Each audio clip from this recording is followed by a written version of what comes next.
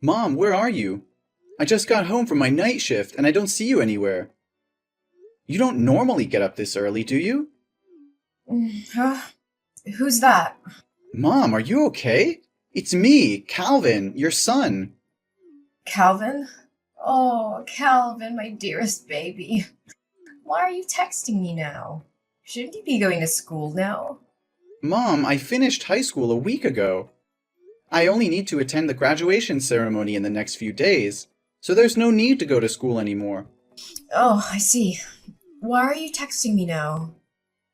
Shouldn't you be going to school now? Mom, you just asked the same question and I just answered it. Are you sure you're really okay? Oh, really?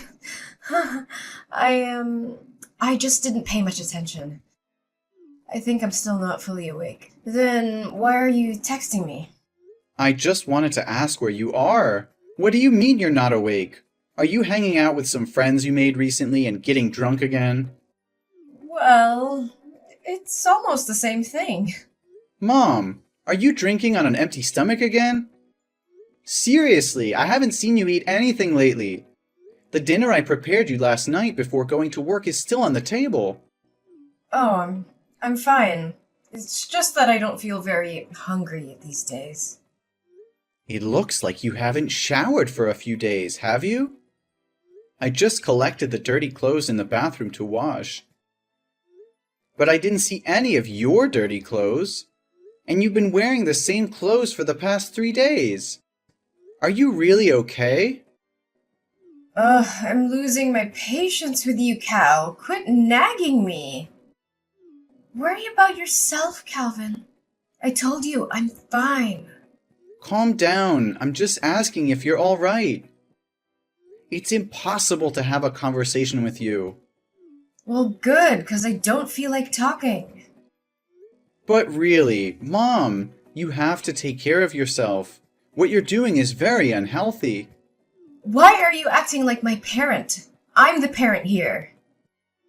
Well, obviously the roles have changed.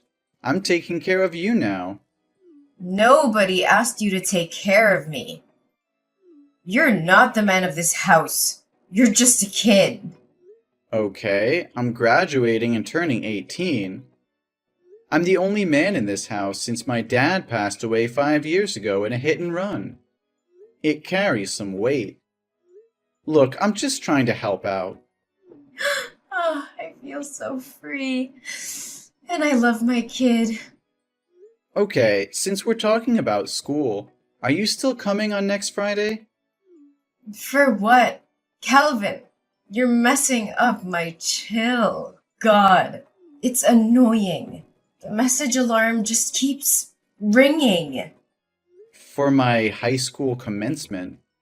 Well, I don't know. I'll try. I I might be busy though. I might. It's the ceremony for my high school graduation. I have to give my valedictorian speech because I'm the honor student receiving a scholarship from a top university. Ugh, Calvin, seriously, it's not a big deal. What's the problem? This is a big deal! Mom, what's wrong with you? You were just excitedly talking about, oh, my baby's graduating 1 week ago. Now it's not a big deal with you anymore?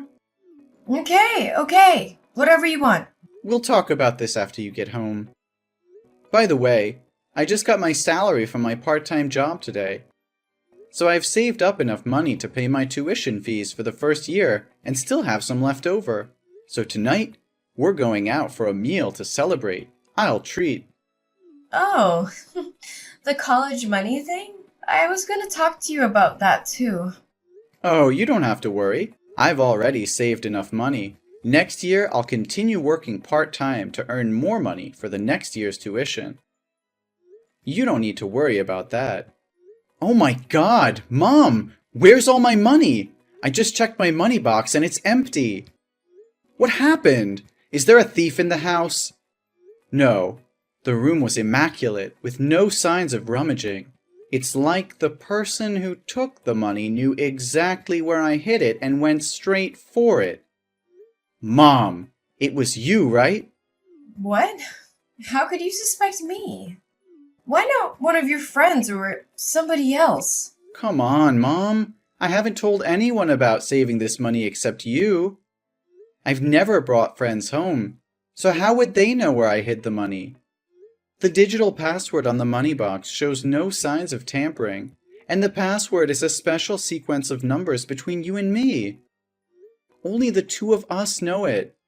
Fine, it was me, but you shouldn't doubt your own mother, Cal. What? Did you spend my money without even consulting me? Do you realize that's the money I've been saving for 3 long years? I had to work 2 or 3 part-time jobs during the holidays and even take on night shifts. Even during the school term, I worked as a babysitter or gardener for the neighbors just to save every penny. I know our family's financial situation isn't good, so I worked tirelessly to save that money for college without burdening you. But now, why did you take all that money? Oh, baby, I know how hard you've worked. But you see, I just got laid off by my company and I'm unemployed now. Yesterday, one of my friends introduced me to a highly lucrative job opportunity. But since I didn't have any money saved, I borrowed from you temporarily to invest. What? You took all of my hard-earned $8,000 to invest in a job based on a promise from a friend you've only known for a few days?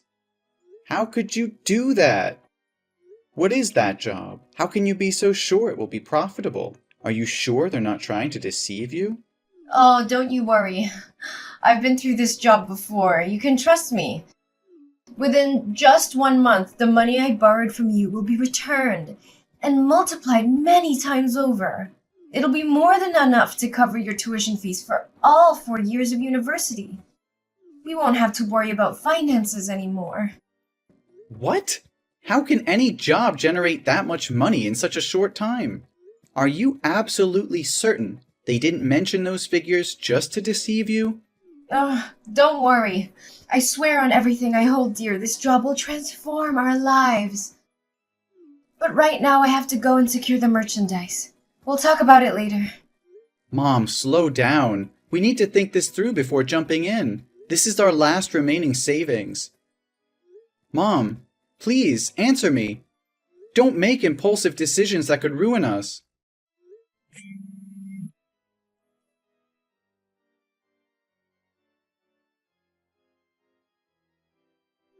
Hey, Cal? Have you delivered all the packs I asked for? My customers are placing more orders, so I need to go and import more goods to sell.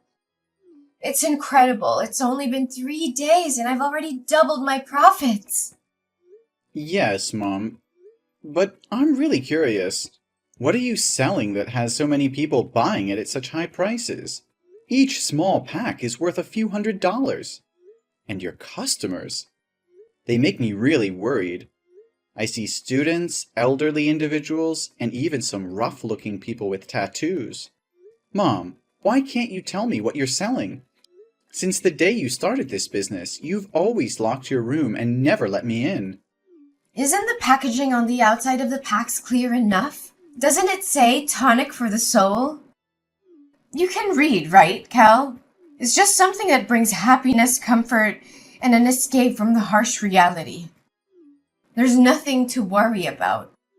The product is just quite expensive, so I lock my room to prevent theft. You're overthinking things. Mom, I'm not buying it anymore. I've checked all the pharmacies around here, but I couldn't find any such supplements. Besides, you don't have a pharmacy degree or any knowledge of chemistry to be selling medicine. Mom, let's be honest, what are you really selling? Also, the people I've been delivering to lately bear a striking resemblance to you. They all have needle marks on their arms, just like you. What are you talking about? Needle marks? You're spouting nonsense. Mom, there's no need to hide anymore. I've already seen it. These days, whenever I'm at home, you wear sleeveless tops or jackets, even in the middle of summer. I became extremely curious and suspicious, as if you were hiding something. Do you remember 2 days ago when I unexpectedly came home? You took off your jacket, but when you noticed me, Your immediate reaction was to cover your biceps. But I saw it, Mom.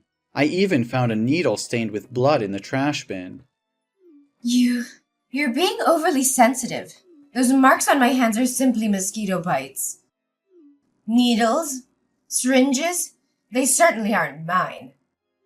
Some scoundrel must have thrown it in our garbage bag. Mom, are you kidding me? So now you expect me to believe that someone broke into our house just to throw a used needle in the trash? What kind of excuse is that? It's more absurd than anything I've ever heard. Ugh! Sometimes I wish you weren't so intelligent, Cal. Fine. I know that what I'm about to say will change the way you look at me for the rest of your life. You'll judge me, criticize me, and stigmatize me. I'm sure of it. Mom, what's going on? Why does it sound so serious? I promise no matter what it is, I'll always love you and stand by your side. Well, let's see. I'm an addict, Calvin. It's been going on for the past 3 months. Those times I said I was looking out for a job, there were actually moments when I was buying drugs and getting high on a street corner before returning home. And those times I said I was out drinking with new friends, they were the people selling me drugs. And I was high until you texted me. What? You're using drugs? How is that possible? You've always taught me that drugs are poison, that they destroy the human body in the most dangerous ways. You warned me never to listen to friends or anyone who suggested trying them, not even once. You said addicts are selfish, self-centered, useless, and beyond help. How can you be like this now? It must be because of those bad friends you've made recently. Give me their addresses, and I'll make them pay. No, Calvin. It's not their fault. It's me. I couldn't control myself, and I relapsed. All those terrible words I used before, they were the words I had for myself. I wanted to change, to be a good mother, but in the end, I fell back into that sinful path. What? A relapse? But have you ever used drugs before? Why haven't I noticed any signs all these years? Yes, Calvin. That's right. It's a secret I wanted to take to the grave so you wouldn't have to know. The truth is, I've been battling addiction since I was 14 years old. When your grandparents divorced when I was young, no matter where I lived, they were often away on business trips. That left me with a lot of freedom and the pocket money they gave me. It was a recipe for disaster. I made a friend, someone I thought was amazing, and we had a lot of fun together. But one day when I went to her house, I met her mother. She was an addict, and she offered me my first OxyContin. She simply said, "You should try it." And what happened? Please tell me you refused. I wish I did, honey. But I was curious at the time, so I took a pill. The thought that crossed my mind was, I want to feel like this for the rest of my life. It was the perfect escape for me. And from that moment on, I spiraled into addiction, using all the money my parents gave me to buy drugs every day. But then they found out I was high in my room, so they cut off my funds. But the grip of addiction was unbearable, so I became a drug dealer for my friend's mother in exchange for my own supply. For 6 years since I first tasted the allure of drugs, I tried various stimulants, from heroin to synthetic substances. And during that time, I mistakenly believed I was living in heaven. But you said you'd recovered from addiction. What happened, Mom? That's true. Something heartbreaking happened that jolted me awake from my complacency. My best friend died of an overdose right before my eyes, and I was too high at the time to help her. By the time I regained my senses and called for an ambulance, it was already too late. I blame myself every day because I introduced her to drugs. Despite growing up with an addicted mother, She fought hard not to become like her, but it was my influence that led her down that path. I was desperate at that time and got caught by the police, who sent me to a youth rehab center. It was there that I met your father. How was my dad? I thought you met him while he was working as a doctor at the local hospital. Why did you meet him in rehab? Your father was actually an intern at the rehab facility that year. Unlike others, he didn't treat addicts like me as scum. He was compassionate and supportive throughout my recovery journey. We grew close, and he became my beacon of hope. Since then, I have stayed away from drugs. So why, after almost 18 years of being clean, did you fall back into addiction? After your father passed away, I fell into a deep depression, feeling unloved and contemplating suicide. The thought of leaving you alone in this world held me back. The pressure of making money and the constant feeling of failure, as I couldn't achieve financial success, left me exhausted. Finally, being fired from my job was the last straw, and I completely fell apart. Why didn't you tell me all of this earlier? I foolishly believed that everything was fine. Don't blame yourself, honey. It's not your fault. It's my own incompetence. I was so consumed by grief that I went to a bar to drown my sorrows, and there I happened to encounter the mother of my late best friend. She approached me, and I, being foolish, disclosed my situation to her. She manipulated me once again into selling drugs in this area. Initially, I hesitated, but she both seduced and threatened me. She said if I didn't become a drug dealer again, she would come to you and expose all my embarrassing past. And the allure of making a lot of money convinced me to give in to her offer. What? Please don't tell me inside those packs are drugs. Mom, that's illegal. I even helped you deliver them today. Not only will you end up breaking the law and going to jail, but I could also get caught, and it would ruin my future. Oh, don't worry, honey. They won't arrest you. You're still just a kid, and they didn't arrest me back in the day. You were just helping me with the deliveries today. If the police found out, just say you didn't know anything. Mom, I'm 18 years old. I'm an adult, and I'm old enough to face the consequences of my actions with the law. What? No way. I always thought of you as just a kid. What should I do? I've not only shattered my image as a good mother, but I've also jeopardized your future. I never wanted this for us, Calvin. I never wanted to be an addict, but I couldn't escape its clutches. I'm so sorry for failing you, for failing as a mother. I know it's unforgivable, but I did it out of desperation. The addiction consumed me and I lost sight of everything else. I thought I could handle it, that I could hide it from you and protect you from this darkness. But I failed, and now everything is falling apart. Mom, I can see the desperation in your eyes, but giving up is not an option. We can't let despair consume us. We have to fight for a better future, for your well-being, and for our relationship. We need to confront this head-on and seek help. Rehab can provide the support you need to overcome your addiction once again. Calvin, I just don't see a way out of this darkness. The weight of guilt, shame, and the realization of the pain I've caused is crushing me. How can I ever face myself, let alone society?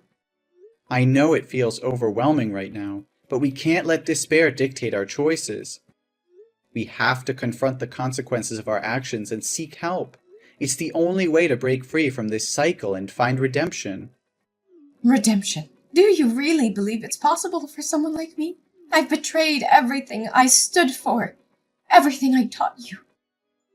How can I ever make amends for that? Mom, redemption is not about erasing the past or pretending it didn't happen. It's about acknowledging our mistakes, taking responsibility, and committing to change. It won't be easy, and there will be obstacles along the way, but it's a journey worth taking. But what about society? They will never forgive me. They will always see me as an addict, a failure, a burden to society. They view us as criminals, as failures. Even if I go to rehab, who will hire me afterwards? Who will give me a chance? I'll be forever labeled as an addict. How can I face their judgment, their scorn? Society can be harsh, Mom, but there are also compassionate people who understand the struggles of addiction. Besides, you still have me. I'll always be here and accompany you like my father did with you. We can find a path where you can heal and rebuild your life without constantly living in fear of judgment. I want to believe, Calvin. I want to believe that there's still hope for me, for us. I'll try. For you. For our future. Please help me find the way out of this despair. Mom, that's all I could ever ask for. Together, we'll find the help you need, the support you deserve.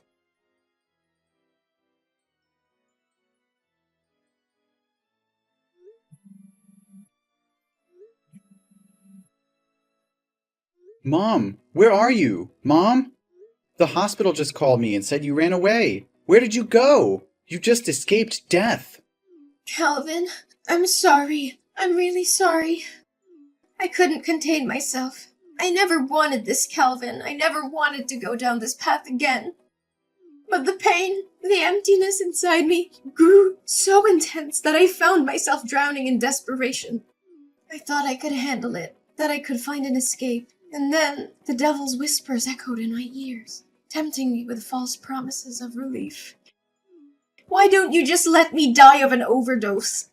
Why are you trying to save my life? And now I have to live in humiliation. I don't dare see you again. Mom, please don't say that. Don't give up on yourself. I can't bear the thought of losing you. I'm scared, Mom. Scared of what might happen if I can't find you in time. You have no idea how scared I was yesterday morning. I was getting ready to go to school for the graduation ceremony when I heard a loud noise coming from your room. I felt so nervous, so I opened the door to check. The scene I witnessed still haunts me. You were lying on the ground with a needle in your lap, covered in vomit and foaming at the mouth. Your whole body was twitching, and it seemed like you'd passed out. I was terrified and immediately called 911. If I had left even a little bit earlier that day... Calvin, I'm so sorry for putting you through all this pain. I never wanted to hurt you. The depths of my despair consumed me, clouding my judgment and blinding me to the love and support you've given me. Mom, you're not alone in this. I know it's hard, but we can fight through it together. Your life is worth living, worth fighting for. I won't let you slip away into darkness. Please, let me help you. Help me? Calvin, I'm beyond help. I've let you down, failed as a mother, and now I'm dragging you into the depths of my own despair. I can't bear to see you suffer because of me. No, Mom, you haven't failed me. We all make mistakes, and I refuse to believe that this defines who you are. You're so much more than your addiction. You're my mother, the one who raised me, loved me, and supported me. I can't abandon you now, not when you need me the most. But Calvin, don't you see? I'm trapped in this vicious cycle. Every time I try to escape, it pulls me back in. I can't bear the pain, the shame, and the weight of my own mistakes. It feels like there's no way out. Mom, I can't just stand by and watch you carry this burden alone. The guilt and shame will eat you alive, and I can't let that happen. We have to go to the police together, confess everything, and reveal who provided you with those drugs. We can't let them get away with destroying our lives. No, Calvin! I won't let you sacrifice your future for me. You deserve a chance at a normal life, free from the consequences of my actions. I can't bear to see you suffer because of my mistakes. I'm already drowning in guilt, and I can't drag you down with me. You think I care about a normal life? Mom, all I care about is you. We're a family, and families stick together no matter what. I won't let you face this alone. We'll face the judgment, the discrimination, and the consequences together. I won't abandon you in your darkest hour. Calvin, you don't understand. Society will never accept us. We'll be branded as criminals, as addicts, and it will haunt us for the rest of our lives. I can't bear to see you suffer because of my mistakes. I want better for you, a chance to break free from this cycle of pain. Better for me? Do you think I'll ever be better if I abandon you now? We can't escape our past, Mom. It will always haunt us, no matter how much we try to hide. The only way to truly move forward is to face it head on, to take responsibility for our actions. You think there's still hope for me? Look at me, Calvin. I'm a broken, hopeless mess. It's too late for me, Calvin. I'm tainted, damaged beyond repair. But you still have a chance. You're young, talented, and full of potential. Save yourself and leave me behind. It's the only way for you to have a future worth fighting for. I'd rather face the consequences alone, no matter how severe they may be. No, Mom, I won't leave you behind. We're in this together through thick and thin. I can't imagine a future without you, and I won't let you give up on yourself. We'll face the world together, and we'll prove them wrong. We'll show them that love and support can conquer even the darkest of times. Just come back to the hospital, okay? After you completely recover, we'll go to the police station together. I'm terrified, Calvin. Terrified of the unknown, of what lies ahead of us. But seeing the determination in your eyes, the unwavering love you have for me, gives me a glimmer of hope. Maybe, just maybe, we can find a way to rebuild our shattered lives together. Let's face this storm, hand in hand, and never let go.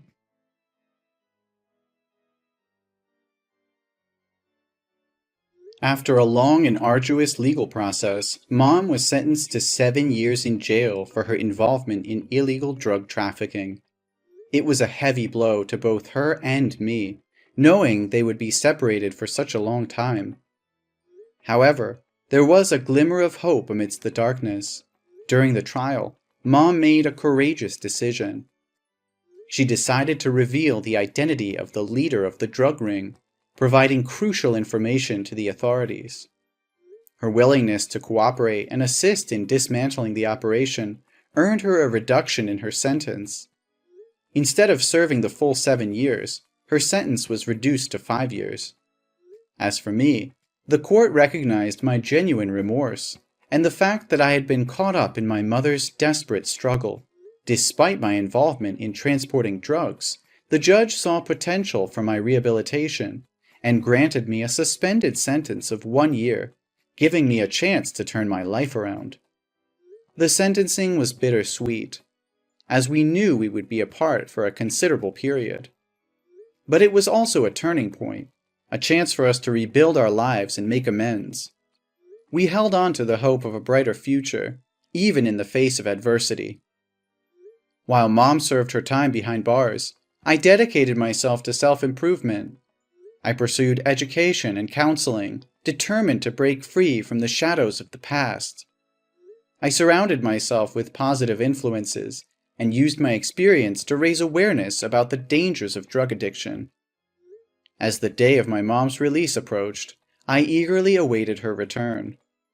I had grown into a responsible and compassionate young adult, ready to support her transition back into society.